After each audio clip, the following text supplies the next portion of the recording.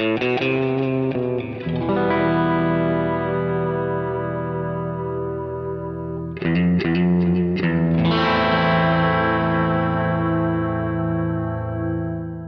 listening to Mark of the Maker.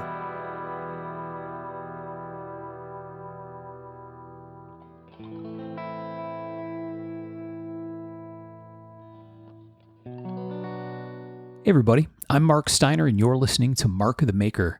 This is episode 138 of the show. And this is we're going to talk about an event that we recently participated in person, which was really cool. And I have with me Mr. Sean Kendrick. Hey, folks.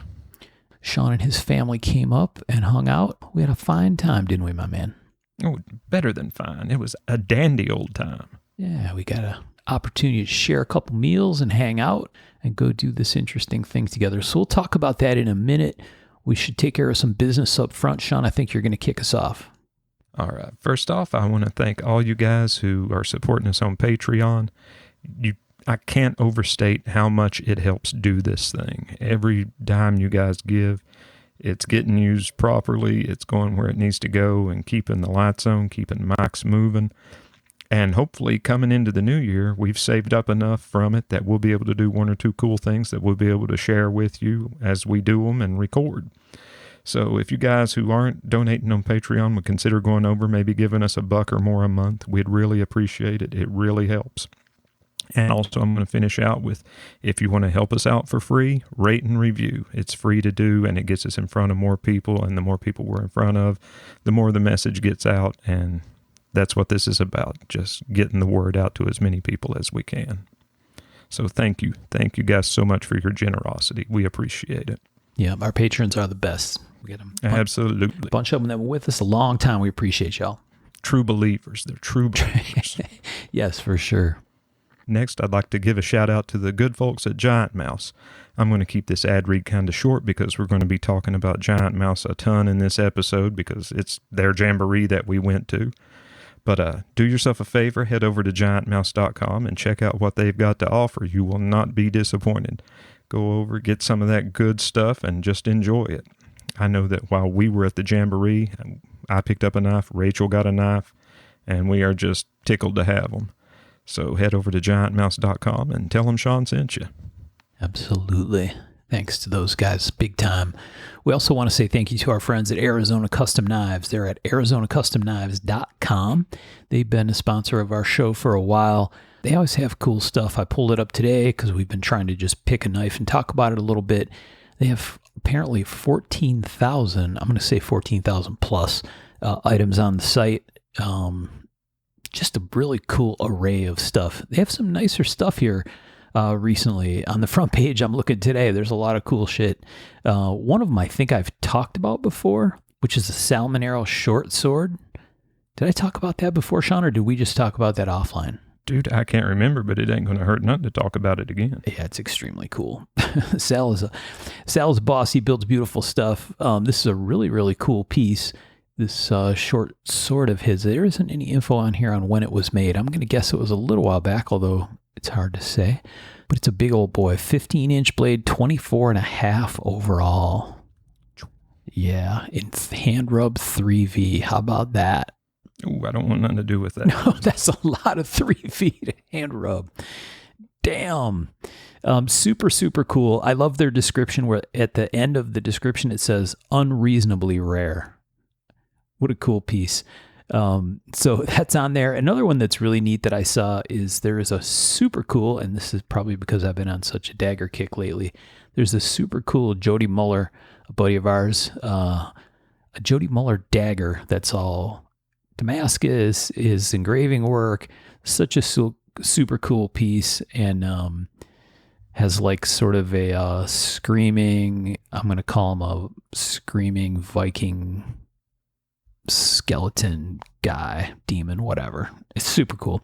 Mammoth handles, his Damascus, gold inlay, super carved up. So really, really cool piece. So go to ArizonaCustomKnives.com.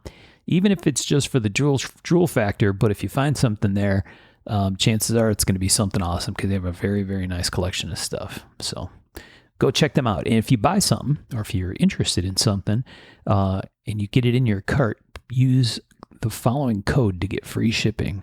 Mark of the Maker, ! All is one word. And they'll hook you up with free shipping and get that cool stuff to your house. All right, let's explain to the kids at home what we're going to talk about here, Sean. So this is our wrap up of the Giant Mouse Jubilee, which they had a much longer name for it, right? The 10-year anniversary and Jubilee, I think, is the way that went. And so they've been around for 10 years, which is crazy to think about. I think they're counting from the day they got together and cooked up this idea of starting this company. And we'll have a little bit of that here. And then I think we're going to have one or both of the guys currently running that show on the show if we can at some point or another. Yeah, absolutely. Yeah, and we'll get more about that history a little bit deeper. But so they've been doing this for 10 years. Designs out of Denmark and produced in different places, right? I think largely at the moment out of Italy, and some really cool knives, right? It's such a clean aesthetic on most of these knives, and that's the kind of stuff that Jesper Vox and Jens Anso design. And so this was a celebration and a grand opening of their little boutique that they have that's like an appointment only kind of a spot where that you can go check out in Lansing, Michigan. And why don't you talk a little bit, Sean, about kind of what the event was and what the layout was like when we got there?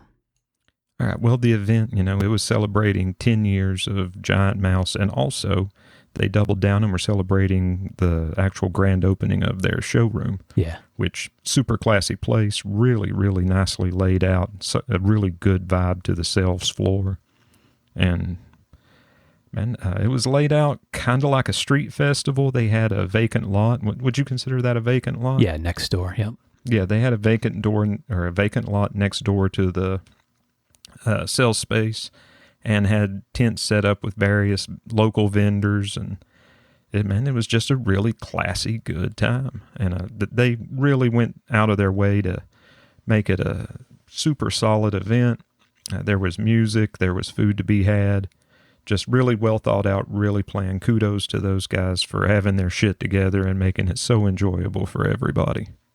Yeah. And they do a good job with their group of fans / collectors of Giant Mouse stuff called the Shank Sharpeners Union. And so they had a big tent set up, which was very convenient that day because it was quite hot and sunny at times.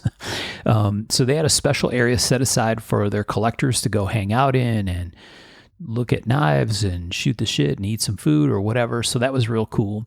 And then I was really fascinated by the cross section of, it's probably not even fair to call them vendors, the people that had stuff or displays there or tables or whatever. It was a really, really interesting thing. Yeah, it was. There were everything from maker. What were those folks across from us? What would you call them? They're like a maker. Yeah. Now Rachel talked to them at length, and the primary thing they have like a space with various machine tools and CNC equipment that you can rent time in. Yeah. And that was their big thing. And man, I can't remember. Rachel's got cards for them and everything, because one of the girls there was talking to her and was kind of talking to Rachel like she was having to explain everything to a kindergartner. And Rachel's like, yeah, I'm a machinist. And I get it. Yeah. And then the girl was like, oh my God. Right. Yeah. Makerspace, I think they often call it. I wonder if that's the spot. Jim was really into that. He was going and learning how to make stuff. And I wonder if that's the one he went to or would go to in Lansing. But the other thing that was part of the deal here is that they really were doing their best to try to embrace the local businesses, right? And other things that are going on in Lansing. So there was that Lansing Makerspace. They had the Mid-Michigan Mountain Bike Association, which was really cool. Trying to think of who else did they have in there. They had some friends that came in from out of town like us.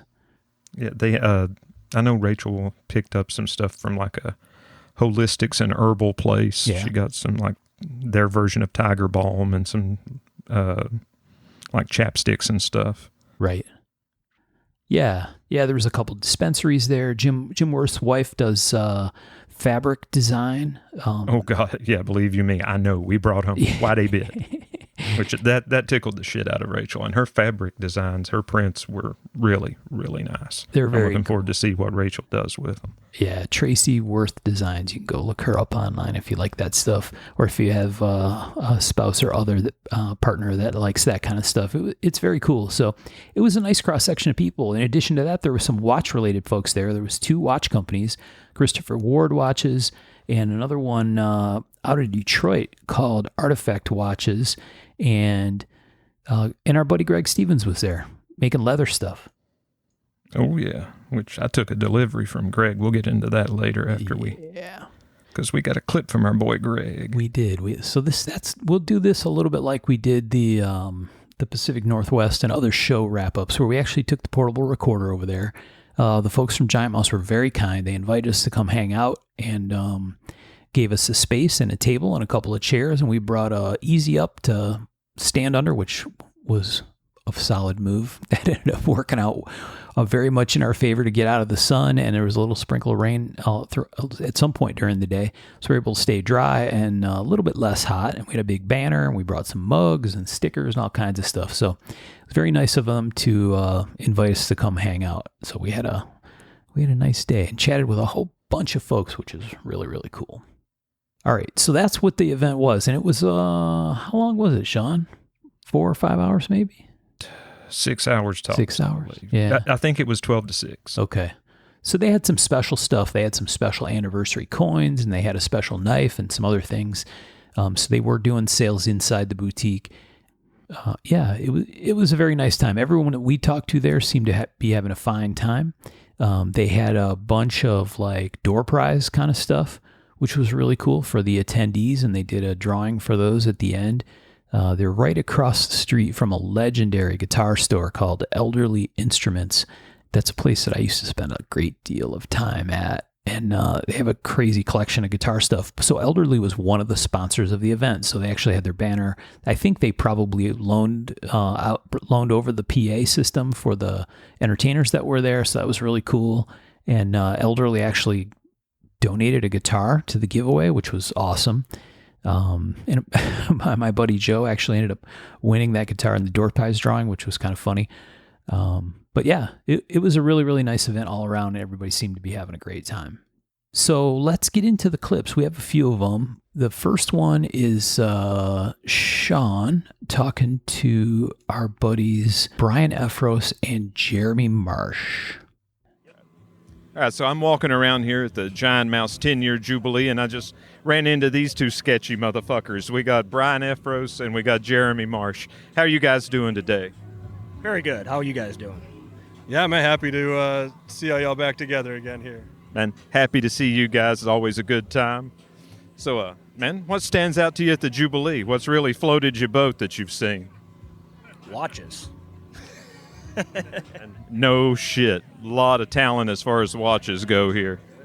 Yep, knives and watches. The showroom's looking real nice inside. They had a lot of cool designs I hadn't seen before and held in person, so that was real nice to check out. Yeah, dude, showroom's super nice. Very boutique. Very cool setup. It does look like a watch boutique. Yeah. Small, but nicely done. Yeah, absolutely. Artwork on the wall. Very cool. Well, man, great to see you guys. Glad we could hang out. All right. All right. Well, it seems we didn't get any of Dan Kurt on there, but hey, what are you going to do? Hey, Dan, you're still my buddy. Yeah, Daniel was there as well. There was a number of different local maker guys there. It was very nice to see folks show up. I think it was a cool excuse for a bunch of Michigan people to get out and hang out a little bit. I really like that. Oh, yeah. All right, so we mentioned that across from us was our buddy Greg Stevens, and Greg's a guy that we've known for a long time. And you said you picked something up from him there, or was it delivery? Yeah, like folks who know me know that I've been wearing a GSD Type 2 watch for 8 or 9 years now, maybe something like that. Nice. And it had one of the vintage Swiss ammo straps on it. And man, that old guy finally gave up the ghost, and I can't be without that watch. It's like I feel naked without it if I'm out and about without that watch on. It's just become a part of me. And so I hit up Greg and I was like, hey, man, can you do me up a replacement strap as close to that original as possible? He's like, yeah, I can do that. And then later he messaged me. He's like, do you want to use like the big buckle, or what do you want to do for the buckle? I was like, man, if you can do it, I'll send you this busted strap and you just take all the stuff off of it that'll recycle and reuse it. And dude, he gave me my strap back, but new. Yeah. I could not be more happy with it. I felt complete. Got it on the watch and strapped it on, and it was like, other than being a little stiff, it had never gone anywhere. So super cool. And dude, I mean, you know, stiff's to be expected. You're not going to get 8 years worth of basically wet forming to my wrist in 2 hours. Right. Yeah. He's a great guy for folks that have been around Panerai stuff. They will definitely recognize his name, Greg Stevens. Greg Stevens Design is the name of his company. For folks that have been around knife stuff and EDC sort of space here for a little while, they're likely to recognize him as well. He's made all kinds of cool stuff, wallets and all kinds of things. We'll talk a little bit about that. Here's a clip with our buddy Greg Stevens. Okay, so Sean and I are here at the Giant Mouse 10-year Jubilee, and right across from where we set up at the event is our buddy Greg Stevens. Greg is a craftsman of many, many things, and I think we've talked about Greg's stuff on the show before. He makes watch straps, watches, a variety of things. I'll have him explain, but Greg has been waiting decades to be on the show with us, so welcome to Mark the Maker, Greg. Thanks, Mark. Thanks, Sean. Yeah, I've been waiting probably not decades, because I don't think you've been around for decades. It might seem like it, but I have been waiting with bated breath for this call. So what an honor and an opportunity. Thank you, guys. Appreciate it. All right, so Greg, you brought a variety of stuff. I have a couple of your watches. I have, since I'm far enough away from my wife at this event, I can say dozens and dozens of Greg's straps. And he's got lots of cool stuff here. Why don't you explain the kind of things that you brought to the show? And you've been kind of expanding your repertoire for a while, right? Yeah, I started out, I just hit 20 years since I made my first watch band. And I've kind of since expanded to like EDC leather goods, like knife sleeves and wallets, key fobs, flasks, watches. In 2016, I launched my watch brand, and I'm currently on my 5th model of that. But yeah, at the show, I figured there'd be some knife guys and some watch guys and some other people just from the local neighborhood who don't know anything about watches or knives, but they might like flasks, because I hear people in Michigan like to drink. Is this Mark, is this true? It's very true.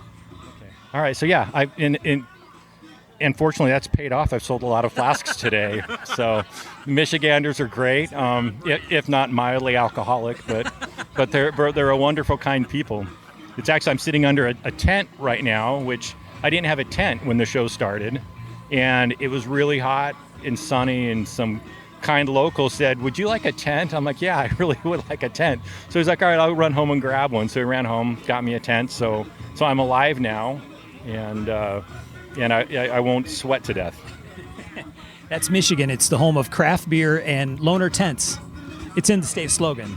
Craft beer and what? Loaner tents. Loaner tents. Yeah. So, yeah, you have a cool variety of stuff. Greg always has fun with it, right? There's stuff that he stamps in the leather that he puts on the flasks, and the watches are super cool. So when I first got into watches as like a semi-collector thing, I kind of did it through broadarrow.net, the military watch forum guys, because I loved issue watches. I just thought it was fascinating. And so you have a bunch of Broad Arrow stuff, right? So you want to talk a little bit about that and using that sort of shape? Yeah, so I like vintage watches and that kind of vintage military aesthetic. Military watches, they didn't build them to be beautiful, they built them to be functional. And I think that there's a lot of beauty in that simplicity and that functionality, and so my designs kind of all have that type of a vibe.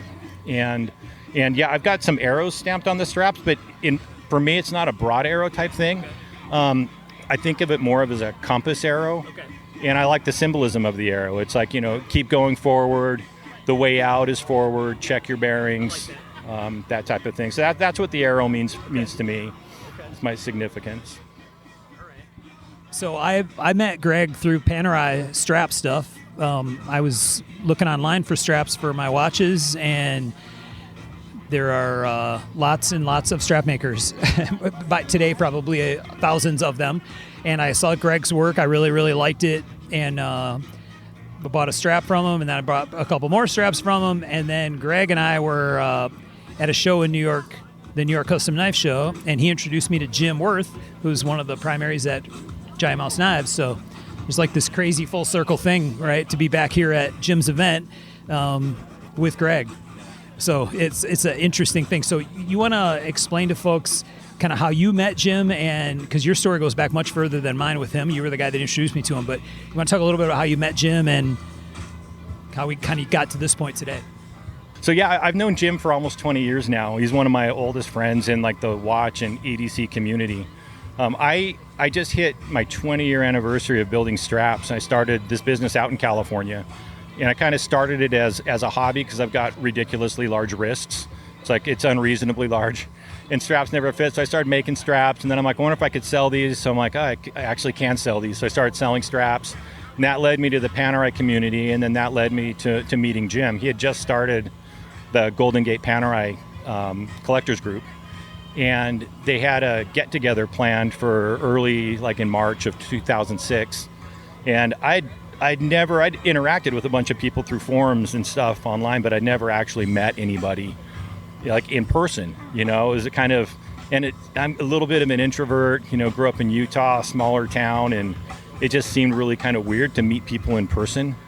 But so anyway, they had this get-together planned, and they invited me to come out to it. They wanted me to build like a commemorative strap for the event. So I took my wife's Eddie Bauer bomber jacket and carved it up on the kitchen counter and made straps for the event. But when I first told my wife, I was a little nervous to tell her about, so there's this get together in San Francisco that a bunch of strangers invited me to. And, and she grew up in small town Idaho. And so we're not metropolitan people, and we're kind of, keep to ourselves and whatnot. But then, so she's like, so a bunch of watch collectors in San Francisco want you to come to this like get together. And I'm like, yeah. And she's like, yeah, have fun on your gay watch safari. And it was, yeah. I'm sure you got invited to an all-male swinger party. She was convinced that there was be some debauchery going on. And fortunately, they were gentle and kind and everything. Yeah, no, it was great. I met Jim. He was there. He had a big box full of watches, and I was very impressed by that. But yeah, I met Jim and a bunch of other guys at that get together, and some of my best friends now were guys that I met then. Yeah, it's just like really cool. So we've been friends for a long time.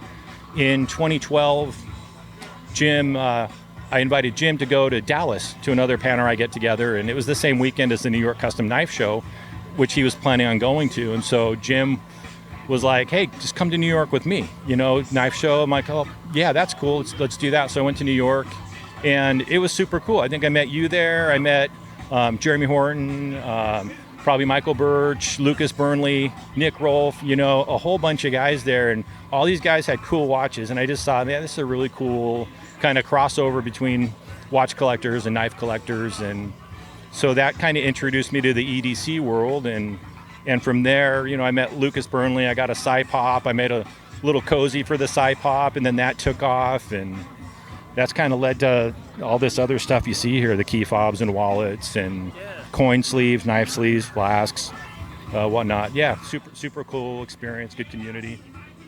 Yeah, it's an interesting thing. I had the same kind of experience with the first knife get-together I went to.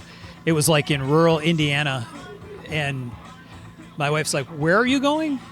I'm like, oh, I'm going to this dude's house in the middle of nowhere in northern Indiana. Deliverance. Yeah, right. She's like, are you sure you know what you're getting into? I'm like, yeah, no, but it's supposed to be cool. And yeah, it ended up turning to a thing where these are people I'm friends with to this day, which is fantastic. So that's one of the great parts about this whole thing is the acceptance in this world. Yeah, it's a way to get a bunch of like-minded nut jobs together where we either kind of like, we just understand each other. We understand it. You know, you talk to anyone else who doesn't understand the EDC community or watch collecting or knife collecting, it seems weird. So it's a way for us to feel normal. Was it surprising to you that there was as much crossover as there is between knife enthusiasts and watch guys and people who consume the kind of stuff that you make? Yeah, at first I was shocked at I bumped into a bunch of random customers at that first show in New York. So I thought that was really cool, but it kind of makes sense. You know, guys, we don't collect much, you know, and it's like some guys will collect cars, but that's super expensive. Not that knife collecting isn't like a costly hobby, but I think it's in smaller bits and pieces, so it's easier to manage. So watch collecting is kind of the same thing. It's like we've got that collector gene, and we like things, and there's only so many things that guys can really collect. So yeah. Yeah, it's kind of weird because I liked watches since I was a kid, and I kind of got into the mill watch thing, and then somehow through flashlights or something crazy, and then to knives, which I had been into before, but kind of stepped away from, and got into custom knives. And then the first knife show I went to is like you described. I'm walking through the knife show, and it's like, oh, that guy's got a Panerai on. That guy's got a Panerai on. That guy's got a Patek on. That guy's got a Rolex. And I'm like, whoa, okay, these guys like watches too. And the light bulb went on. And that's what led to me getting my first Rolex, my first Panerai, and getting into the whole watch thing way deeper than I ever had before. And it's really cool that it was kind of through this conduit of people. Right. Yeah, I think that, you know, that whole like meeting people, it's kind of, I was talking to Jim about this today, but this is 10-year anniversary. And it's the same weekend as the New York Custom Knife Show, where this whole thing just kind of started with him. I think that's where he met Jesper and Jens at that first show. And to see where, you know, we're at, I guess it's been 12, 13 years in that show. But yeah, we never would have imagined it turned into this great business. Right. You know, Giant Mouse, they just, you know, I love what those guys do. And their knives, and they're just, you know, Jim and Jesper are just like two good guys, so you like to see them thrive and succeed at this. Right. Yeah, good people, right? Yeah. We only have good people on the show, Greg. Yeah. Well, thank you. Thank you. We're very picky. That does no commentary on why it's taken you so long to be on the show. Well, it's because I'm not a knife maker. So it's like if I'm not grinding sparks, they're not interested. Well, we'll see. We've had other people to come on too, but thanks for taking the time to chat with us, man. It's always a pleasure to see you. Thanks, Mark. Thanks, Sean. It's awesome seeing you guys. It's been way too long. Well, there you go. It was great to see Greg. It had been a while.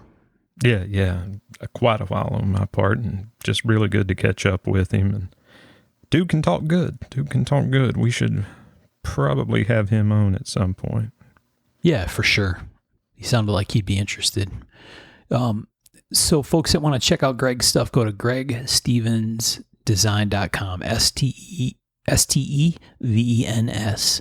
And he's, I think, got at least some pictures of his watches and stuff up there. Probably the best place to find him is on Facebook, you think, Sean? Yeah. Find him, and I don't know if his Facebook group is public or private, but yeah, if you find him, you'll be able to find his group. Yeah. And definitely check out his watches. They're very cool. Sean and I both have them. They're definitely fantastic. And yes, they are. If you like a certain color or style or a watch with patina or not or whatever, he can make that happen. He's a very crafty individual. Mm-hmm. And if you just need a strap, man, Greg straps are par excellence. They are easy go-to. They definitely are. Okay. And it was nice to hear about Greg's tie-in with Jim and kind of how they got to be friends and all that stuff. So it was very cool. All right. Let's, so set up right next to us were two companies, Christopher Ward Watches, and on the other side of it, they might have profiled us, Sean. We're watch guys on both sides of us, and across the way. So on one side was Christopher Ward, which makes some very, very nice watches. In fact, I got a couple of them that are supposed to be inbound to me right now. And on the other side was a company called Artifact Watches, or Artifact Watches. It's spelled in a very unusual way, ARTEFKT. And I think if you look them up on Google, just using that unusual spelling, you will find them. They make some very interesting watches, some super clever design. The guy Brandon that was there, the owner of that company, and the guy that builds the watches, I sat down with him for a couple minutes and had a real nice conversation. Okay, so we're here at the Giant Mouse event, and this is kind of a cool event because there is a very eclectic array of people at the event from a display perspective. I think there's 1, 2, 3, 4, 5, 6, 7, 8, 9, 10, 11, 12 or 13 booths, kind of table areas, and it's adventure people and outdoors people and crafts people, you name it, and podcast people and knife companies. There's three different, watch people. There's 3 different watch-related makers here, which is really cool because Jim from Giant Mouse is a huge watch guy, and that's actually how I met him, sort of, was through Knives and Watches. And so one of the brands that's here is called Artifact, and Brandon is here from the brand, and I'm going to hand him the mic and have him tell you about it. But and we'll talk about your Instagram and where they can find your stuff, but these watches got my attention for their design a little while ago, and a friend of mine is he loves this style or shape of watch, and just bought one recently and said, go buy a watch at the event. And I'm like, okay, I probably will have to do that. So Brandon's real cool, and I wanted to come introduce him and let him talk about the brand a little bit. Yeah, thank you for that. It's a pretty amazing show, and I was talking to my wife just a second ago about like when you go to these shows and meet all these great makers, which the great part is that this is mark of the maker. And meeting like guys that really fabricate stuff. Like to me, that's super interesting. And actually one of the interesting parts about Versa, which I think I had told you, was that when we started Artifact and Versa's our first watch, it was the first thing on mine was that we need to make it like a knife, like flat by a knife. And people usually ask me like, where was your inspiration for Versa? And like, where did that come from? And why is it flat? And I usually get like some Bell and Ross tone and stuff like this. And I'm like, it had nothing to do with anything other than I wanted to make something that was flat so it could be engraved or customized here in the States easily. And if people know in the sort of the knife world, which I guess most of your audience will know this, is we're known for knife making, like in the U.S. And we lived in Milan, Italy for a little while. And there was Lorenzo's was a fantastic knife store. It's no longer there. And you would ask them, like, where are the best knife makers? And they would say, in America. And I always thought that was awesome because, it's hard to get like Italian people to really give like American makers like props. And they're like, no, like out of the French, out of the Italian, the Americans really have a knack for making knives and also engraving and gun engraving. And so when we did Versa, we made it flat on that purpose so that we can do some of the engravings that you saw here and really kind of go after it, and then really built Versa and Artifact as a purpose-built sort of product. And that's a performance first watch and a sort of expression on your wrist second. So if you think of like motorcycle helmets, clearly a very technical product, right? And something very important. So we wanted to put all that technicality into the watch, but then really have it be performance oriented, wearable, comfortable on the wrist. But then how do we like take it another notch to where you can really kind of see the duality between being kind of a tool, but then also being an expression. And I think, we'll release this engraved version in October. And so I think it's going to start to give the audience a real clear understanding of like how we push and pull Versa. And that's where the name came from. Versa for versatility was Versa XE. So it's an interesting thing because like you described, the watch is flat and it's very deceiving. We'll have you give your Instagram, and people can go to my Instagram because I'm going to end up buying one before I leave here probably, and check it out. And when you see the pictures of it, it looks like it would not sit well on your wrist. But when you try it on, the proportions and the thinness of it make it work incredibly well. It's a really, really, really well-designed watch. And I think one of the things I've really enjoyed watching since I first saw your brands a long time ago, feels like now, is the thoughtfulness of the total package. You've clearly spent a ton of time thinking and sweating details about the buckle on the straps and the quick change features of the straps and the overall aesthetic and making sure every aspect of the aesthetic really works. And as a knife collector, and this is really common in the knife world, there are makers who are very talented and can make beautiful things that are not, they don't have a good eye. You know what I mean? And you have a really good eye for this. And so that's what I love about this, is that the designs just work visually, and it wears great. It's a great looking watch, right? It looks good. It fits on your wrist nice, and it's all super well thought out. And I've seen lots of knives where I walked up to a table where a maker had a beautiful knife on the table, made with super fabulous fancy materials, and it just didn't work. You know what I mean? Like it wasn't put together right. It wasn't. The aesthetics weren't thought all the way through, right? It has a weird combination of stuff, and so that's probably the biggest compliment I think I can offer you, is that the very connected linearity of all aspects of the design is very on point. Thank you.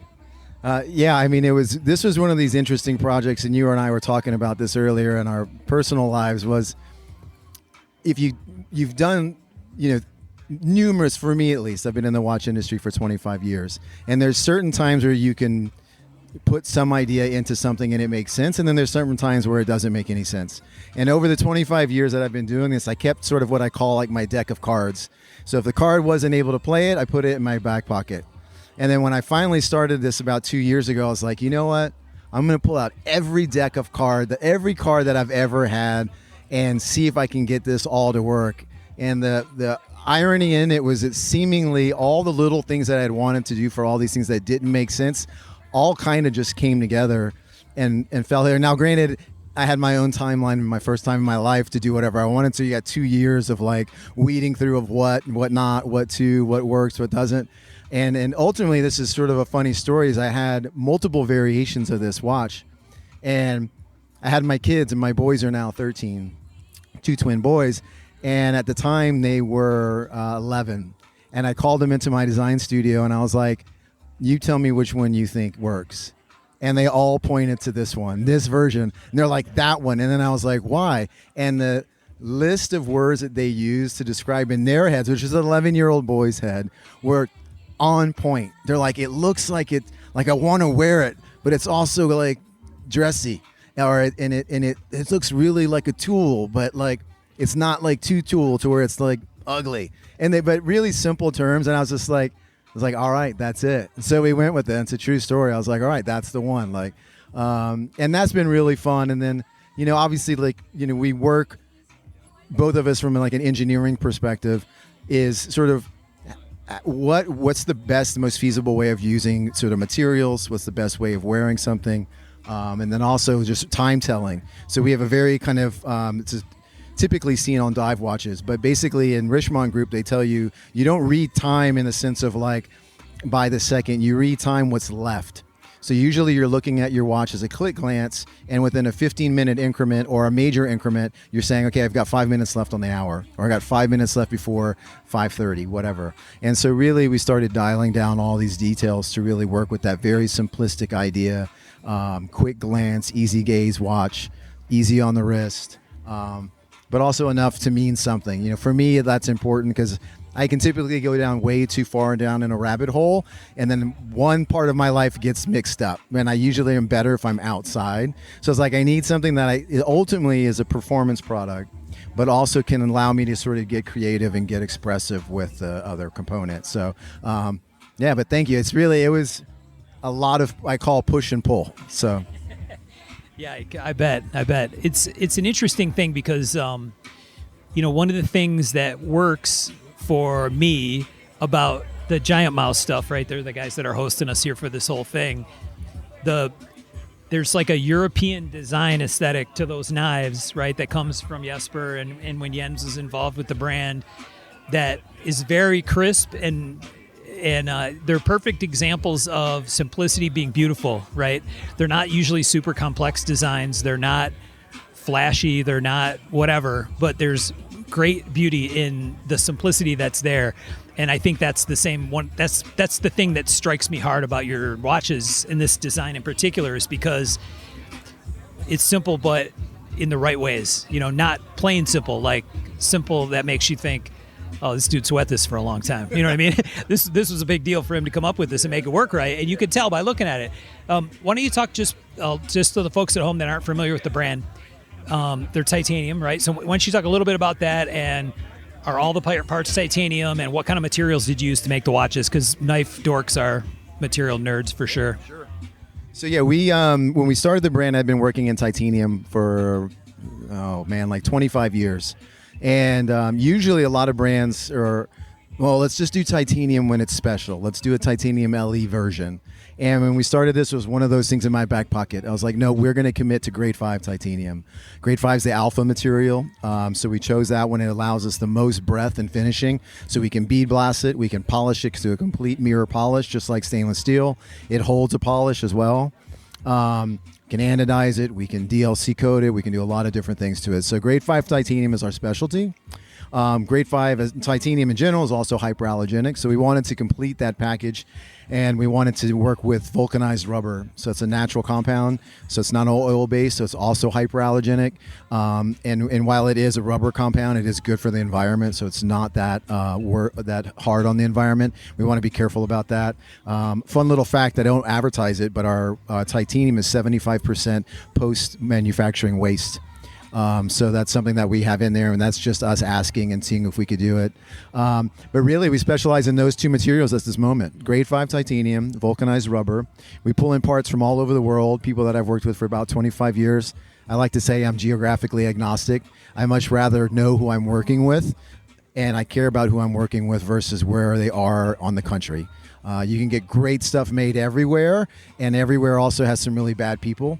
So I'd rather know the person that I make with, and we call our watches artifact made, actually. I think that I don't buy from Switzerland, I buy from Rolex. I don't buy from Giant Mouse, I'm buying it from Giant Mouse. I trust Giant Mouse. I don't trust the country or origin of that it comes from. So all of our watches say artifact made, and we use Sellita movements. I believe in something that's serviceable.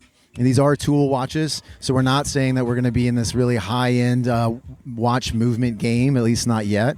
So we wanted to like probably the most robust, kind of best performance platform you could have. So it's there's Sellita 200 movement in this model. We use our COSC level movement, and we calibrate it to the same standards as COSC, so plus minus 4 sig. We run a 5-year warranty, and to me at least, it's like if you're going to buy this, anyone can service it. It's not going to need servicing most likely for 10 to 15 years just as an annual. But if it did, for some reason, we can take care of it, or anyone else can take care of it. And it's going to be $100, $200. And really that's the point. We wanted a watch that you can wear, enjoy it, get it out, get it on, whatever kind of sport or activity you're interested in. And otherwise, that's it. The only time, and if you go onto our social media, Artifact Watches on Instagram, you'll start to see the engraved version that we've talked about here. That's the only time we use a non-titanium material. So hand engravers, grade 5 is way too hard. So we offer a 420 steel, bronze, and a grade 9 titanium plate. It's going to be hard for you guys that are listening to us to understand that, but if you check back in October, you'll see what I mean by that, and when we engrave things that we use that alternative material. And then basically we offer a handful of different finishes, from bead blast and polish, total bead blast, DLC coatings, and then something that I take real pride in is our hand distressing that you've seen on the point, where we take that back through a process where we hand distress it and pre-age it, which is really awesome. So that's our main materials. Yeah. So do you assemble the watches here? You're building the watches here? And when I say here, we're talking in Michigan. Yeah. Yeah, we're in Detroit. We did this year for our first batch. We did 2 assembly centers. We did one in Switzerland and one here. And then next year, starting immediately, actually, all of our goods are here. All of our assembly will be done here. All of our customization, any of that is also done, and any of the hand finishing and engraving. Fantastic. And so the spelling is a little different. So why don't you spell the name for the folks and remind them website and Instagram? So the spelling is ARTEFKT. And the old English version of artifact, the word artifact, is with an E. And if you look up the Latin origins of artifact, it's arte to make and factum to make with skill. So we hyphened it together, and that's where artifact comes from. So it's ARTEFKT watches, and that's our handle and Instagram, and Artifact Watches on our website. Fantastic. Well, thanks for taking the time to chat with me, man. Thank you. was a very nice conversation with Brandon. Yeah, he and I talked cars and design and all kinds of stuff. He's an interesting cat. Yeah, man, really enjoyed listening to that. I hadn't had a chance to hear it. I know you, and you really enjoyed his stuff, and I took a long, hard look at it. And to be honest with you, I'm not a square watch sort of guy, but I really liked what he was bringing to the party. I would wear one of those gladly. Yeah, they're real cool. I did end up, I actually ordered one from him. He was getting ready to build some more. And if you go on their website, they have, like he said, sort of like 5 colorways, finishes of that Versa XC model that's their first launch. So I bought a model called the La Pointe, and it's black. You know, it's kind of funny that I bought a black watch because I love black watches. I love how they look. I never keep them. I don't know. It's like they're too dark or something. But the La Pointe is real cool. It's like a charcoal DLC, and it's sort of distressed. It looks like it's been around the block. Maybe it's like been worn for a few decades. All the edges and high points are sort of rubbed back to the raw tie. And so it's got a really, really cool dimensional look to it. And I asked him to run her around the block a few extra times for me. So it's got some really nice patina on it, and I love that. So the finish is real cool. It wears like air because it's tie. It's very thin. It's an interesting watch because it's deceiving, right? I saw the photos. My buddy that pointed out to me, Joe, he's a huge Bell & Ross collector guy, and I thought, okay, it's a Bell & Ross style. Of course, Joe loves it, right? It's square-ish, and it looks big in the pictures because all Bell & Rosses are big. So I'm like, this is a big watch. And then I saw pictures of it being handled, and I'm like, oh, either that person has massive hands or this thing's not nearly as big as it looks. And they're very nicely proportioned. It's a little bit like some knife designs, right? Where you see it and it's like, oh, that looks like it would probably work. And then you pick it up and in the hand, it's like, it's really good, right? And every detail of this is just super nice and super, super well thought out. So I was very impressed when I saw him in person. I went there like, no, yeah, it'll be cool. I would get to at least see what these are about. And I was head over heels. So I got one. It's gorgeous. Go get you one. Yeah, definitely, man. Yeah, solid stuff in an up and coming business. So yeah, he's doing here right here in the Detroit area, which I really, really like. Okay. All right. So let's get to the last 2 clips. The first one is with a dude that we've known for a bunch of years, and one of the guys behind this whole giant mouse thing, a guy named Jesper Vox. For those who have been around the scene, like Sean and I are very familiar with Vox designs and Vox knives. Jesper was very kind. He's very microphone shy, safe to say, Sean? Yeah, and he shouldn't be. No. He's extremely well-spoken, so he was very kind. He didn't want to really record, but we asked if he would. He was kind enough to sit down with us for a couple minutes, and here's our... so far as to say gracious. Oh, yeah, gracious indeed. Very, very nice guy, and here's our chat with Jesper. All right, so we're deep inside Jesper Vox. No, I'm sorry. We're deep inside... I let it off right. We're deep inside Giant Mouse HQ here in Lansing, Michigan. So we're inside the boutique. We're actually in the secret back office area, close to the official warehouse for all the stuff. And we have Mr. Jesper Vox with us, who's elusive at a minimum, and didn't really want to talk, but we are going to make him talk to us anyway. So why don't you talk about the event this weekend and why you guys decided to do it and what it all means? Yeah, well, what happened was we took it from being just our knife brand and just being in a warehouse to getting this storefront that we're at now.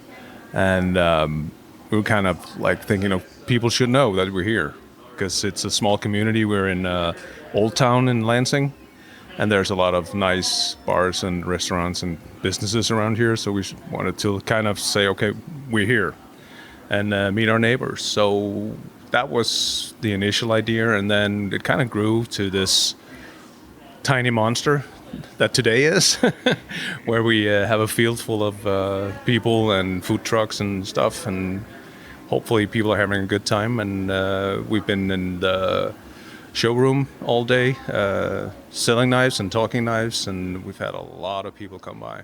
Yeah. Yeah, for being a relatively small event, I expected it to be small, and it is on the small side. But yeah, the number of people that have been here today, the traffic has been excellent.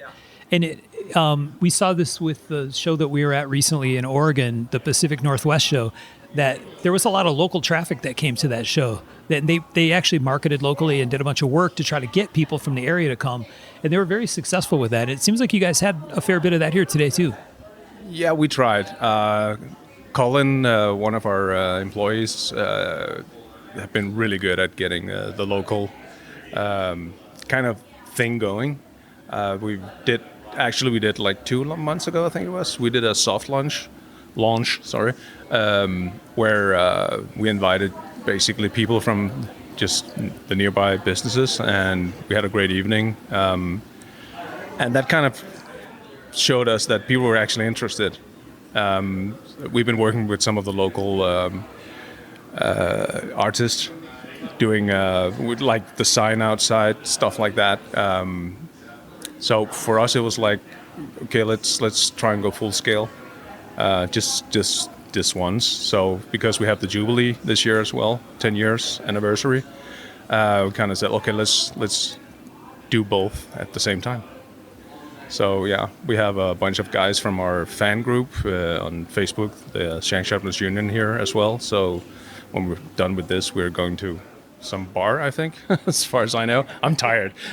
It's been a long day. And we're going to go and get some dinner and some drinks and just hang out and talk knives again. And it's interesting, so this isn't really... People shouldn't think of it as a knife show that happened necessarily, right? It's more of your grand opening event, but it's just a really interesting and cool cross section of stuff, right? Outdoor people and craftspeople, and Yeah. And we've had a ton of people come to the store to see what we're doing and what kind of knives we had and stuff like that. But they're not knife people, but they ended up buying knives today, and definitely wanted to come back, and that's just great. And that was just by us inviting basically the whole community, and I think it's really good for the knife world that we try and reach out to other groups and other people than for instance would typically be at a knife show. So this is, I mean, we're basically the only knife brand at this knife show, so it's not really a knife show, but there's a lot of knife lovers and enthusiasts here, that's sure. I thought it was really cool that a bunch of the area knife maker guys came too. Did they come in and see you, Marsh and those guys? Yeah. That was really cool for me, especially because it was a kudos. They came by and they said, "Great job. This is good. We like it." That was nice. Yeah, good guys. Is the plan? Do you know that the showroom here is open on some kind of normal interval, or is it sort of when people come by, you'll show them things? So it's going to be open by appointment. So you're a group of guys that want to check, or girls that want to check out our knives. You can just call in advance and we'll set it up for you. Yeah, and make it a little more special than just going to the shop. Yeah. It's a really cool space too. Sean commented on it as well, right? It's this very boutique kind of environment, not in a pretentious way, but in a cool and interesting way.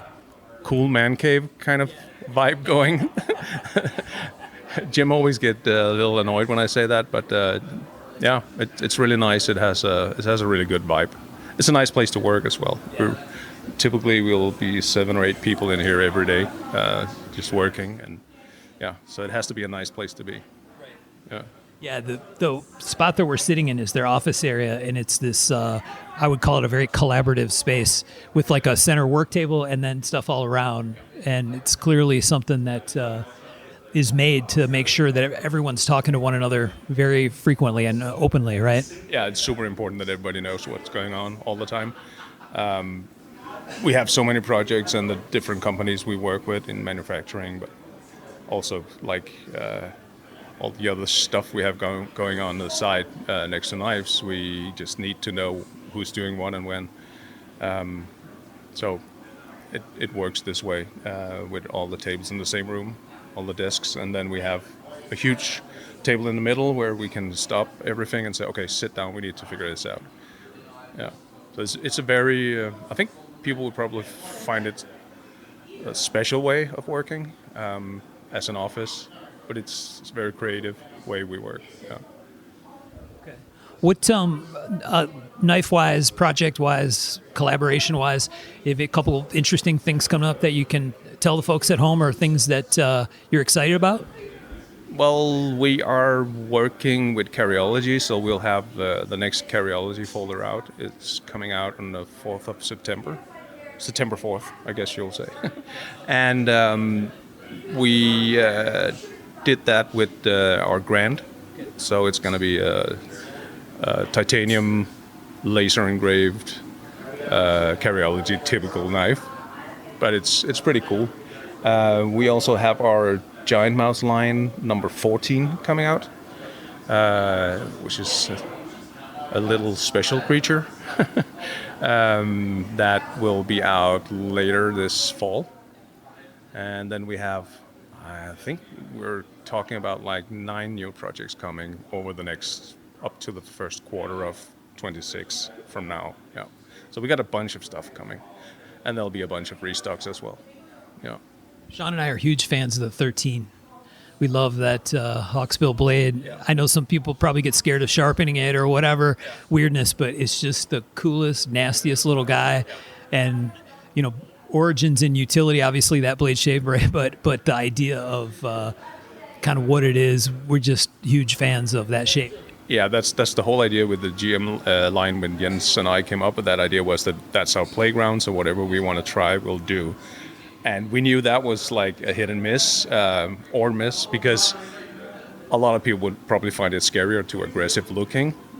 But the handle is super organic, so it's like, it's a weird one. And it's so comfortable. It is so comfortable, and it's so fun to use. But for some reason, that reverse hawkbill just freaks people out. And I get it. And I remember getting my first Spyderco with that shape, and I was like, fuck, I'm going to cut myself. And 5 seconds later, I was bleeding out on the floor. It was like a matriarch or something, right? It has that blade shape. Civilian and the matriarch. Yeah, the civilian was the evil one, and the matriarch was like the civilian version of the civilian, basically. Yeah. It's a knife. I mean, I remember Sal saying back in the forums times, Sal said that you basically take that knife and you just whirl it around. If someone attacks you, you will hit something and he will bleed. And I was like, fuck, I need one. Yes, exactly. And it's huge, the one they do. Yeah, but ours is small and not that aggressive looking, but it still has that shape. Yeah. Yeah, I think that's so. Like the one that I carry the most is the Bleecker. And I love the Bleecker because, like the 13, it's much smaller than it appears on the screen, right? In the product pictures, it has to look big, but when you see it in your hand, it's this little gem, and the shape is slim and small, and the deep clip, it disappears in your pocket, and the carbon version is super duper lightweight. So I'm like... But you still have a ton of blade in there. Oh, yeah. So you have more, like for instance, our Clyde, which is a very, very popular one. It has less blade length than the Bleecker. Yeah. So yeah. Right. And the 13's the same way, where it's a very compact knife, but there's a lot of crazy going on in that knife. And yeah, Sean and I are huge fans of that shape. Glad to hear it. You know, when I came for the soft opening, I was surprised by the number of people that were here as part of the whole Giant Mouse effort. But it makes a ton of sense, because if you can, maybe that would be an interesting thing to talk about a little, is that transition where you have to let some other people do things for you. It's weird, right? Especially as a custom knife maker, right? You're one-man shop, you do it all, from ordering materials to sales to marketing to actually making the stuff in the middle. And with a project like this, there's got to be a lot of trust involved with trusting other people to take on parts of that, of the company, right? And make them work while you're able to focus on other stuff. Yeah. So I used to do all our Instagram and stuff like that, Facebook, and now we have a guy helping with that, and it's like, I didn't post that. Oh, right, there's someone else also doing this, and that's a big relief, because you spend so much time on doing that. I took it to, like, I think 72,000, and now he's going to take it to the next level, because he knows more than I do about actually doing it. So hopefully we'll get more followers, and due to product, but also due to someone being better at that. And you have to, when you hire people, and it's a weird thing, but when you hire people, you have to trust that they can do their job, or you shouldn't have hired them. And you have to step back. But it's your baby, right? It's your baby, so you don't want anyone to drop it. It gets silly. Well, and I think that's a really common struggle that custom knife makers have, is the idea that someone like Sean or Tom, right? Tom's got a couple guys in the shop these days, but I know that wasn't easy, and it hasn't been an easy road, right? He's had lots of problems along the way.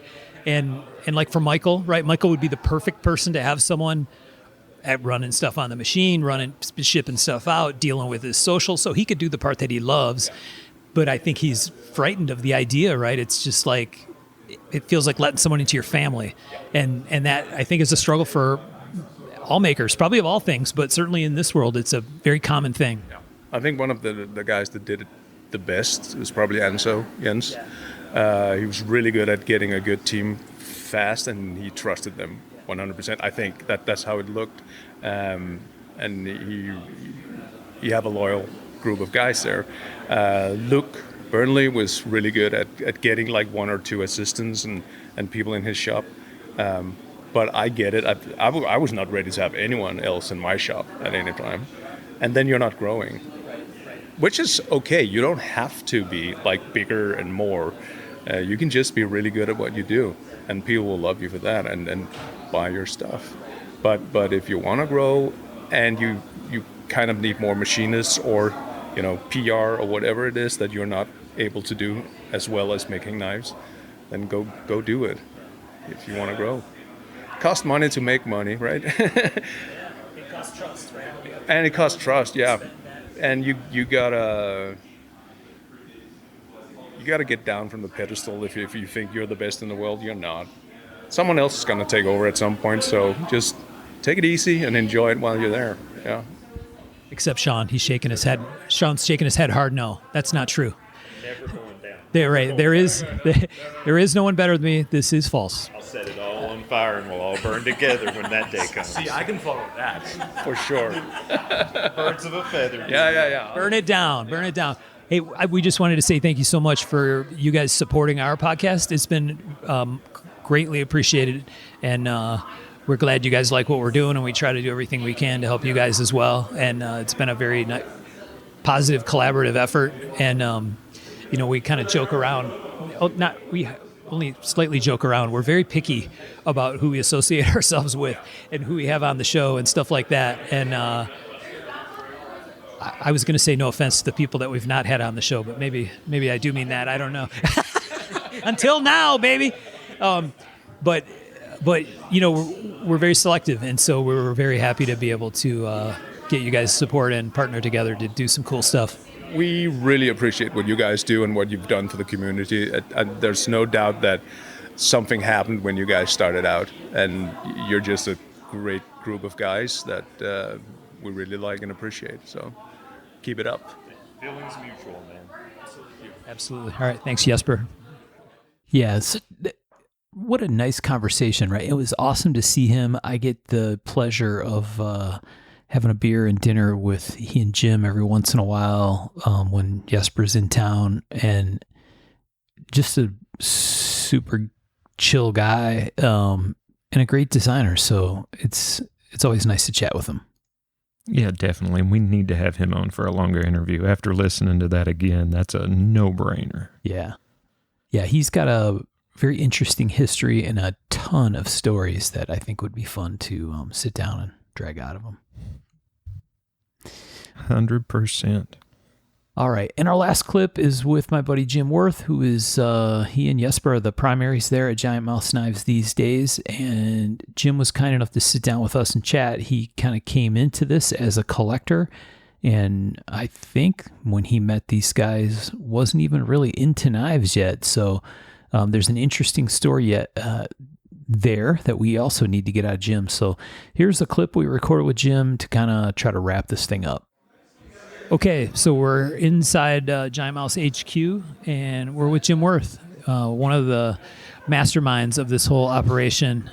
He's smiling. maybe not mastermind. Maybe mastermind's an overstatement of the situation, but one of the guys behind the brand, and this big project that's kind of snowballed, I would expect maybe a little beyond what he ever thought it might be, at the 10-year Jubilee, which is crazy to think about as well, right, that it's been that long. So it's been a really cool event. We talked to Jesper a little bit, and we thought it was really cool that there were local people here, community people, as well as collectors, right, and fans, obviously, of your brand, and a really interesting cross-section of folks outside. So maybe just talk a little bit about the event and why you guys decided to do it and what you were hoping to accomplish by having something like this happen. Sure. I mean, ultimately, the goal was to bring community together. The people that know Giant Mouse as a brand, they know that we're first and foremost about community. When we started the company, Jesper Voxnays and Jens Enso and I, it was basically to be a side gig, to be a fun project that would keep the three of us working together as friends and allow us to continue to see each other throughout the year as they designed a couple of new projects or knives together in collaboration each year, and then I, from the U.S., put them up for sale on a website and just kind of handled everything on the back end once we got the knives produced. And it, as Mark said, it just kind of snowballed. And but from day one, we knew we wanted to be able to build a community of friends and fans, kind of like the community I came out of, which was the Panerai watch community, the Paneristi.com, back before there was Facebook and back before there was Instagram, there was online forums, and the one that I fell in love with and made most of my dear friends around the world from was Paneristi.com. And when we started Giant Mouse and we saw that it was going to start growing and we were really building a fan base, I right away told Jens and Jesper, look, I want to have a community like the one that I was part of and still am in many ways, the Panerai community. So that's when we started the Shank Sharpeners Union, and we right away just started building a pretty large engaged group of fans. So 10 years in, we have a really cool space here in Old Town Lansing, and we have a showroom here that we're pretty proud of. And we wanted to open it up to the public and invite as many of our fans and community, Shank Sharpener Union guys to come and spend some time with us, spend the weekend with us. We're going to dinner with them. We're going to breakfast with them. It's not just the 5 or 6 hour event today. We turned it into kind of a 3-day gig. And also had Christopher Ward come in, our friends from the watch world, Beautiful Watches at Christopher Ward, and they came in and did a pop-up shop last night here at our showroom, and they were here today with a handful of other vendors, so it's been really fun. Yeah, it's a really nice cross-section of people, and as is often the case, or most of the time the case, in this sort of EDC world, knife world, even watch world, right, this very strong sense of community that I think it's hard to deny any of that, right? I mean, there's people that kind of just look past that part or aren't interested in that part of it. But I think if you allow it to happen, right, or even try a little to engage in what's going on, it's a really cool thing. And, we had a guy on the podcast named Jade Marsh, who was at Starling Gear for years and has worked at a couple of companies since. And I just talked to him in Oregon recently at the show there. And the thing he said over and over again on our show was, it's all about like-minded people finding like-minded people. And this is a great example of that, right? And it's rallying around your brand, but also just the local scene. And, they've had a big number of, a whole bunch of giveaways today. And I assume it looked like one of them was from Elderly Instruments, famous guitar shop that's literally across the street from here. So it's really cool that you guys were able to pull all those folks together. And it's nice to see, right? Because local community stuff, it feels like kind of went away in lots of places for a while. So it's awesome to be able to see it here.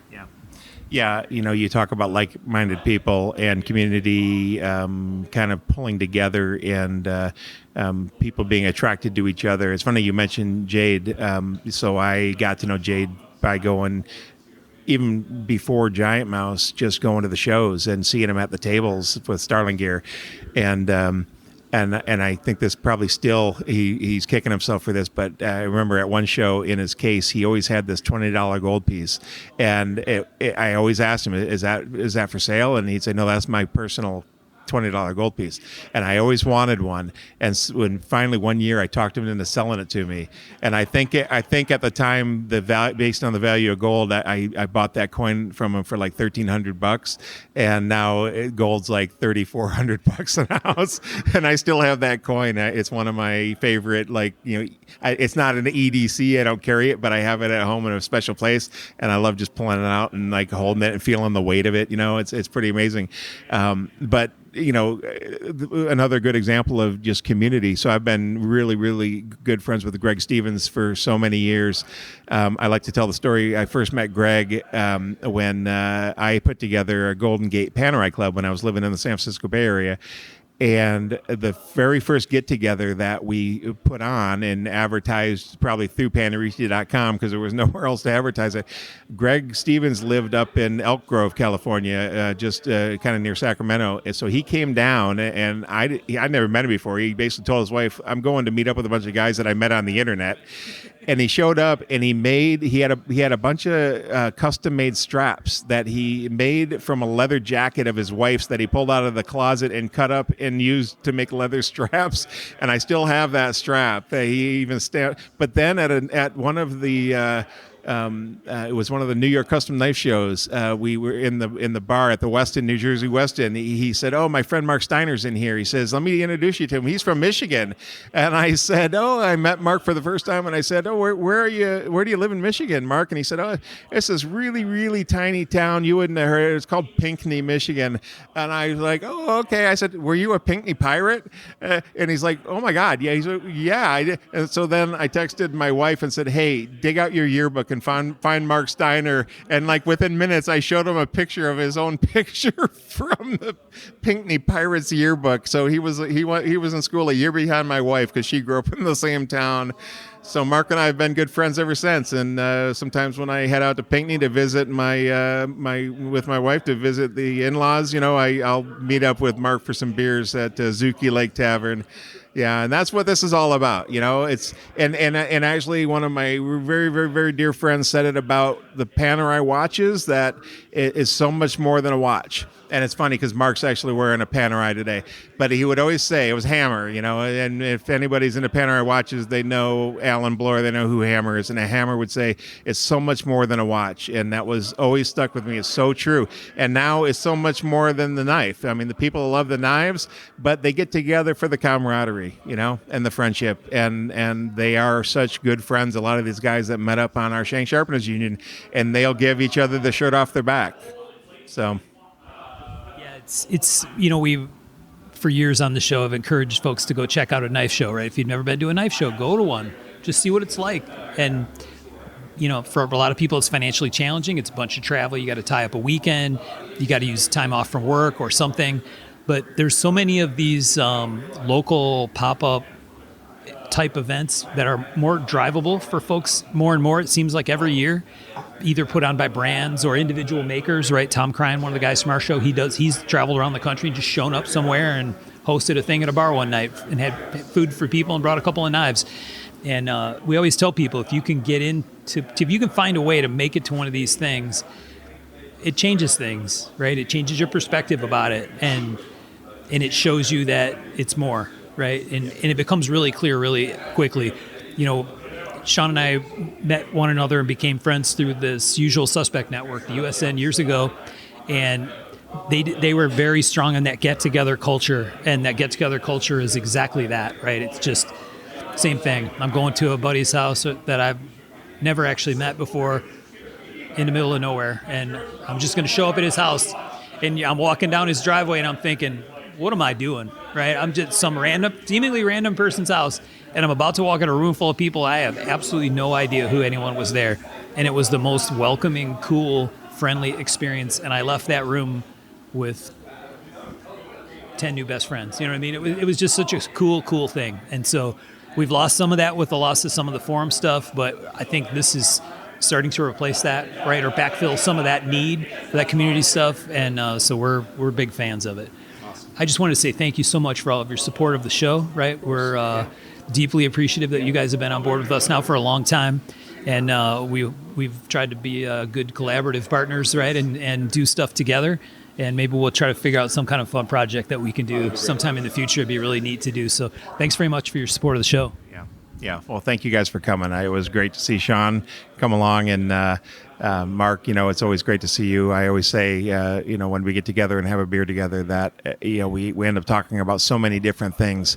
Not just, it's really, knives or watches is maybe 5 or 10% of our overall conversation, and we talk about family, we talk about life, and that is what it's really all about. And it's those times when you can sit back and really kind of get a perspective on what's important in life, and it's friends and it's family, and there's nothing better than that. So, I really cherish our friendship, and I look forward to coming and playing some pinball at your place someday soon here. All right. Thanks, you guys. Yeah, and we'll have Jim on. We'll do an episode. Well, I'm going to grab the portable and come over here one night and drink Jim's whiskey and record a little episode, talk about his thing and his journey with Panerai and knives and everything else. It's pretty fascinating. I think people will find it really cool. And we'll have you collect some cool artifacts to show us too, because Jim has a crazy collection of very, very interesting things. So maybe you can tell our friends at home about some of that stuff. Exactly, yeah. Such a nice dude. Always have great conversations with Jim. Oh, yeah, and he threw in the Zuki Lake Tavern name dropping. That gets him some extra points in my book. Yes, our local watering hole, famous worldwide. It was a great event. I'm very glad they invited us to come hang out. They were incredibly gracious hosts. They took really good care of us and all the folks that came to the event. And it was a great chance to get caught up with some folks. And like I said at the beginning of this thing, man, it was great to see you and your family and spend some time together. Oh, yeah, we had a wonderful time. And now, man, before we wrap this one up, I think we would be really remiss if we didn't mention the watch offerings from Christopher Ward Watches. Yes. Because, man, let me see, which one was it? The C60 Pro 300 Bronze. That was my jam, man. I almost bought that, dude. It almost came home with me. Yeah, they had some great stuff there. They make some very fancy skeleton movement stuff. They have a watch called the Bel Canto that chimes on the hour, that's got like an exposed chime mechanism. I think you maybe talked to your students about that one, right? Yeah, I used it to start the day from talking about different aspects of machining and, given a long enough timeline and building your toolbox and becoming a skilled enough machinist. This is something you could strive for. Yeah. Because this is a machined part. Yep. Very, very nice products there. Trey was the guy that was there from Christopher Ward. Super nice guy. Very, very helpful and well-spoken. And I really like their stuff. Amy tried on a couple of their watches and fell in love with one of them. So we're waiting on a couple of those to show up as well. They're very, very nice stuff. So you can go find them at ChristopherWard.com. All right. I think that's it, Sean. We got anything else we want to talk about with this thing? No, I think we covered it all, other than it was a good time. And dude, if they ever do anything like it again, I would love to drive up that way.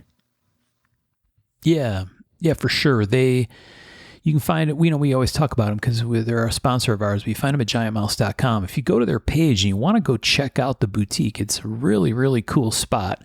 If you go to the contact tab on their website, they have like a form thing that you can contact them, but also there's a contact us and then there's a visit us. And so if you hit the visit us link, it takes you to a little scheduling tool. So you can actually set up a time. They're looking for at least 24 hours notice, which I totally appreciate because they're in there doing business in the back of that building.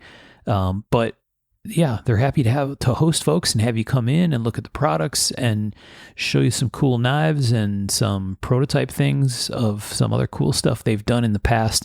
And they might even feed you a little drinkaroonie if you're into that kind of thing, which we, of course, always are here in Michigan. But definitely go up there and check them out in Lansing, Michigan if you're in the area or if you're passing through. All right. Well, I think that's it. Again, thanks to our friends on Patreon. Thanks to the GMK guys for all of their support.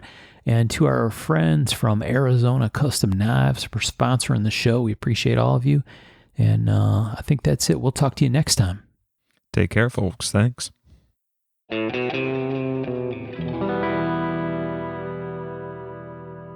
To learn more about our makers, you can find Tom Crine in his Facebook group Crine Knives or on Instagram @Crine Knives.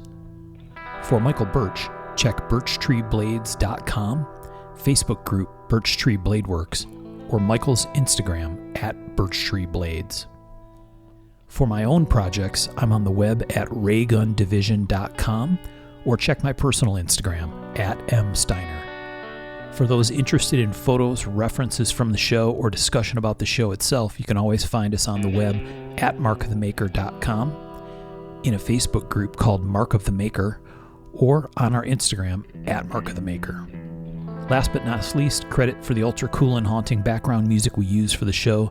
This is a piece called Noir Guitar by Stevie's Amp Shack, found at the Free Music Archive and licensed under Creative Commons CC BY 4.0. And as always, thanks for listening.